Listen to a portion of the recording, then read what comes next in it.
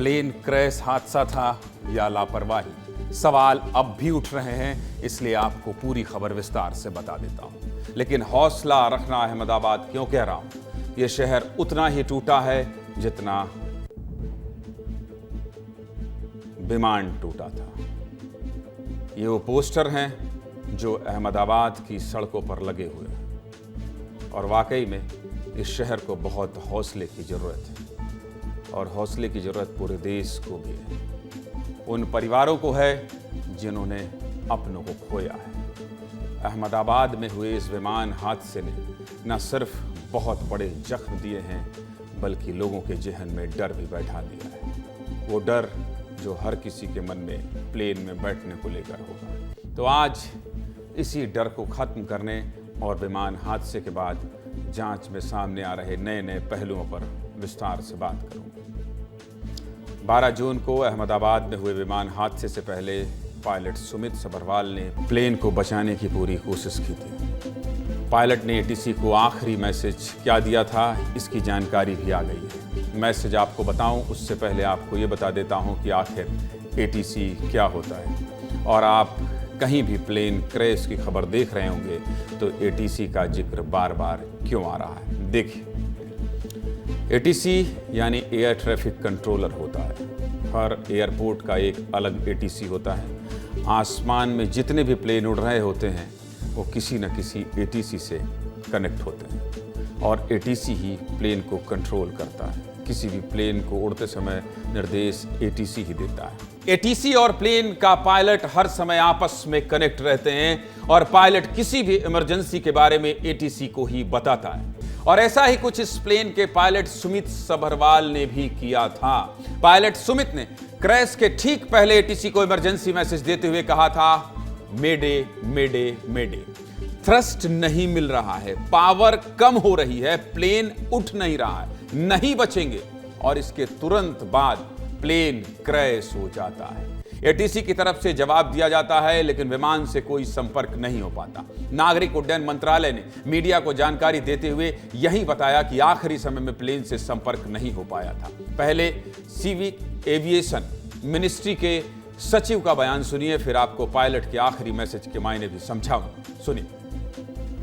इस विमान ने दोपहर 1:39 पर टेक ऑफ किया था, और कुछ ही सेकंड्स में लगभग 650 फीट की ऊंचाई पर पहुंचने के पश्चात ये सिंक करने लगा, अर्थात ऊंचाई खोने लगा था। पायलट ने एटीसी को, अहमदाबाद एटीसी को, उसने मे डे अर्थात फुल इमरजेंसी की सूचना दी थी। एटीसी के अनुसार जब उसने विमान से संपर्क करने की कोशिश की, उसका कोई उत्तर नहीं मिला। ठीक 1 मिनट के बाद यह विमान दुर्घटनाग्रस्त हो गया था। पायलट ने आखिरी समय जो मैसेज दिया वो यही था कि थ्रस्ट नहीं मिल रहा है और पावर कम रही है, मतलब कम मिल रही है, जिससे कि प्लेन उठ नहीं रहा है। अब आपके मन में यही सवाल होगा कि थ्रस्ट क्या होता है जिसकी वजह से प्लेन को पावर मिलना बंद हो गई। ये भी देख ले। एविएशन की भाषा में थ्रस्ट एक तरह का बल होता है जो किसी भी विमान को आगे की ओर धक्का देता है, और यह बल इंजन जनरेट करता है। आसान भाषा में समझाऊं तो जब विमान का इंजन अपना काम करता है तो वो हवा को तेजी से पीछे की ओर फेंकता है, और यही पीछे की ओर फेंकी गई हवा विमान को आगे की ओर धक्का देती है।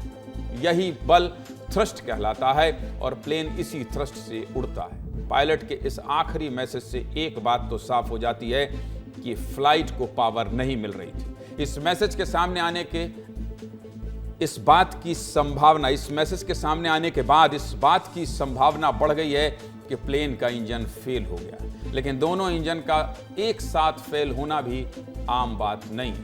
प्लेन के लिए थ्रस्ट कितना महत्वपूर्ण होता है, हमने ये पायलट से समझने का प्रयास किया। सुनिए, फिर आगे बात करें। कार का भी एग्जाम्पल ले लेते हैं।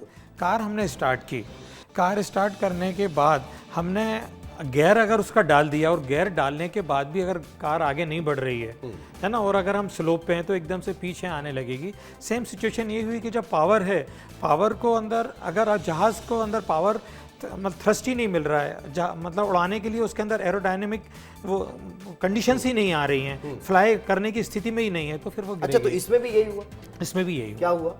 इसमें मतलब अभी ये तो सारी चीजें बाद में पता मतलब चलेगी, जो अलग मतलब अलग मुझे पांच- मेरा चार- जो पांच theory एक थी। अनुमान है कि पावर लॉस था इसमें।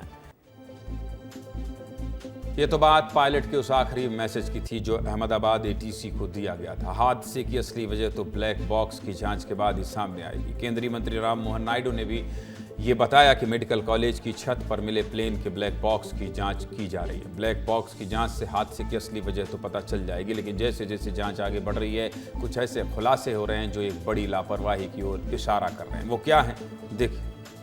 जांच के दौरान इस बात का खुलासा हुआ है कि जो विमान अहमदाबाद में हादसे का शिकार हुआ है वो विमान नवंबर 2019 से 7 महीने के लिए ग्राउंड रहा था। यानी ग्राउंड रहने का मतलब है कि उसकी उड़ान पर रोक लगा दी गई थी। यह रोक 17 नवंबर 2019 से 14 जून 2020 तक लागू थी। इस दौरान विमान को मुंबई एयरपोर्ट पर रखा गया था, लेकिन 14 जून 2020 को यह विमान अचानक से सेवा में आ गया।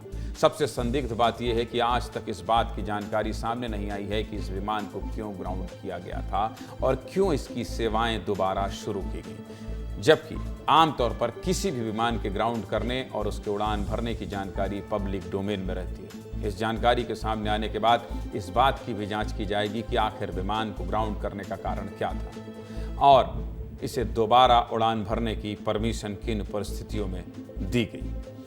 इस बीच एयर इंडिया ने एक और बड़ा ऐलान किया है। एयर इंडिया की जो फ्लाइट हादसे का शिकार हुई है उसका नंबर AI-171 था, इसलिए एयर इंडिया ने 171 नंबर फ्लाइट को हमेशा के लिए बंद करने का फैसला किया। 171 फ्लाइट अब 159 नाम से जानी जाएगी। दरअसल किसी भी एयरलाइन की कोई फ्लाइट अगर हादसे का शिकार हो जाती है तो एयरलाइन कंपनी उस फ्लाइट का इस्तेमाल फिर कभी नहीं करती है। इसके लिए कोई नियम नहीं है, लेकिन यह हादसे में जान गंवाने वाले लोगों के प्रति संवेदनाएं व्यक्त करने और सम्मान देने का एक तरीका है।